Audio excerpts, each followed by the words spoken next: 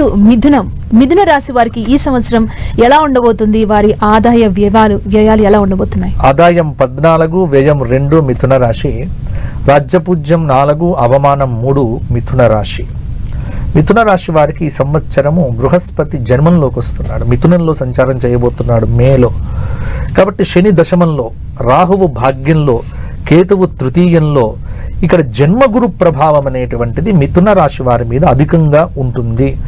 కాబట్టి ఈ సంవత్సరం మిథున రాశి వారికి క్రోధి బాగుంది, కొంత పర్వాలేదు. కానీ ఈ విశ్వావసునామ సంవత్సరం మీడియంగా ఉంటుంది, మధ్యస్థ ఫలితాలు కనిపిస్తూ ఉన్నాయి. గురుస్థానంలో శని సంచారం వల్ల ఉద్యోగం కానీ వ్యవహారము కానీ కొంత శ్రమ పడాలి. ప్రతి దానికి శ్రమ ఏవ జయతే, కష్టపడు సంపాదించు, కష్టపడితేనే మిథున రాశి వాడు ముందుకు వెళ్ళగలడు.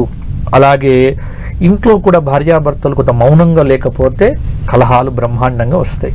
కాబట్టి మిథున రాశి భార్య అయినా మిథున రాశి భర్త అయినా కొంత మౌనంగా ఉండడం అనేటువంటిది మంచి సూచన. విద్యార్థులు బాగా కష్టపడాలి. వృత్తి స్థానంలో, దశమ స్థానంలో శని సంచార కారణంగా ప్రొఫెషన్లోనే శని సంచారం జరుగుతోంది దశమంలో. కాబట్టి ప్రతి వ్యక్తి హార్డ్ వర్క్ చేయాలి. ప్రొఫెషన్గా ఏ ప్రొఫెషన్ అయినా, డాక్టరా, యాక్టరా, లేకపోతే ఎవరైనా సరే, ఏ ప్రొఫెషన్ అయినా సరే జాగ్రత్తగా ఉండాలి. ఎందుకంటే ప్రొఫెషన్ పరంగా ఒత్తిడి బాగా ఉంటుంది. అలాగే కుజుడు యొక్క ప్రభావం చేత కొంత పంట పెరగవచ్చు. ఎర్ర పంటలు వేసేటువంటి వారికి, మిథున రాశి స్త్రీలకు కూడా ఈ సంవత్సరం కొంత మధ్యస్థ ఫలితాలే ఉన్నాయి. ఆరోగ్యపరమైనటువంటి ఇబ్బందులు ఎదురవుతాయి. కొంత కీళ్ళ నొప్పులు, లేకపోతే మైగ్రెయిన్ పెయిన్స్ ఇటువంటివి కూడా వచ్చే అవకాశం బాగా ఉంది.